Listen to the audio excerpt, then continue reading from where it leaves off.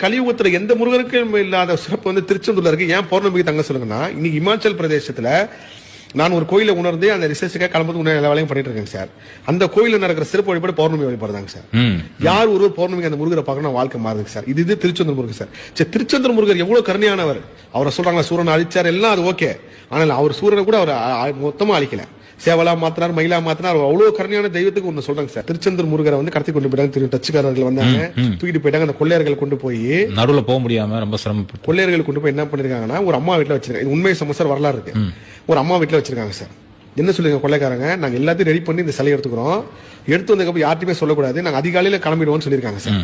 அப்ப இந்த அம்மா முருகரை வச்சுட்டு, அட பாவி பசங்களா, எத்தனை கோடி மக்கள் அணுகிற தெய்வத்தை எப்படி கடத்திட்டு போறீங்களே அப்படின்னு. அப்பயும் அந்த அம்மா முருகர் பாசம் பாருங்க, இப்படி கொண்டு வந்தீங்களா. முருகர் அங்க ராஜா மாதிரி இருப்பாரு, சோறுகீரி எதனா வைக்கலாமன்னு அந்த அம்மா பாக்குறப்ப அவங்க வீட்டுல எதுவுமே இல்லைங்க சார்.